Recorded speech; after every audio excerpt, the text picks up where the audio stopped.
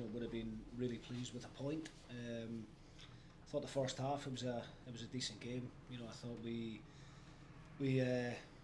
played really well. I thought we had obviously a bit more energy in the first half. I thought as the game went on, we started to fatigue and dropped that little bit deeper, and Hearts had plenty of possession of the ball without really troubling Kucherenko too much. He makes one good save in the first half and one good save in the second half, but the goals that we concede are really, really disappointing in terms of the penalty. It's just really clumsy. You give the referee a decision to make in that situation. Just need to stay on our feet.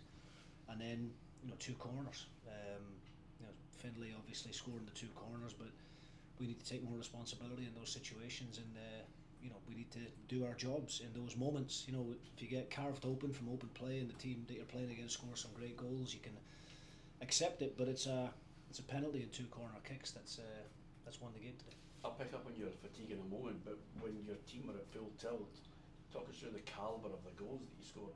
Yeah, I mean, look, obviously the free kick from Dolchek is a bit of individual quality, obviously, and then the second goal was a really good goal. We worked the throw in well, really good pass from Kamara behind the back line, and obviously Dolchek gets a good strike on target.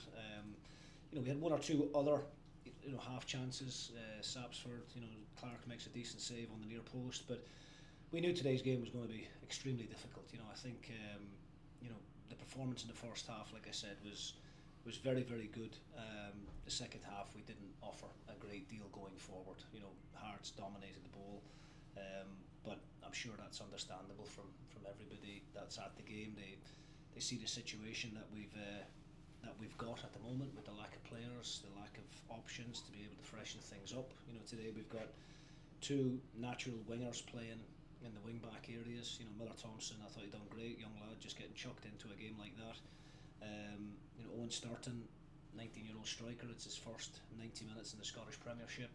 So lots of positives that we can take from it, obviously, but it's very hard to talk about positives when you've just lost the game in the manner that we have. Most managers last season, when they were saying they were trying to balance European football suddenly with domestic football, they had a real problem doing that. Is that something that's really worrying you?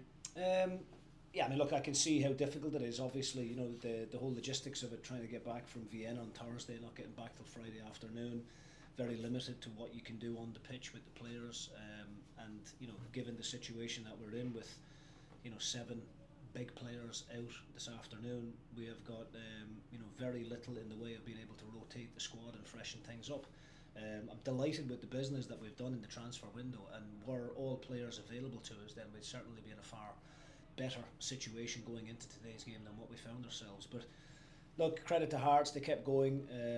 Set pieces have always been a big thing for any Derek McInnes team. They've got great delivery coming in, and Findlay, unfortunately, on a couple of occasions just wanted it that bit more than we did. Was it positive to get Amar Fata on the pitch, and could he be ready to play more of a part on Thursday, perhaps? Yeah, definitely. Good to get Amar some minutes.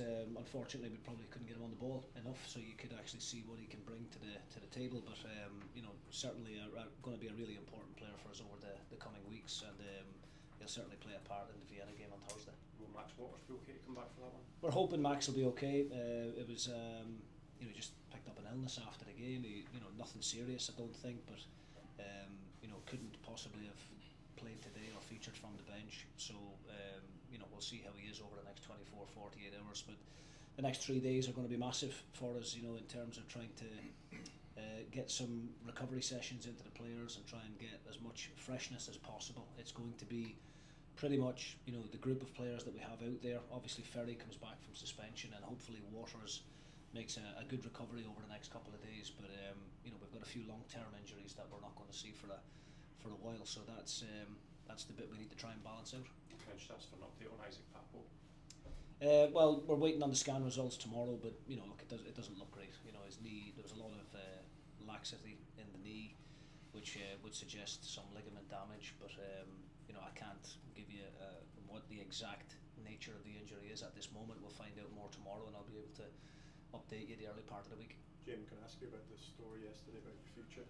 About sort of 10 months left on your contract. Is that something that you'd like sort of resolved and Yeah, I mean, look, how much would that enable you to sort of plan going forwards if that is the case? well, yeah, I mean, look, I'm in the final year of my contract, and conversations are happening at the moment with the chairman and with the CEO, and hopefully that's something we can resolve quickly in the coming days.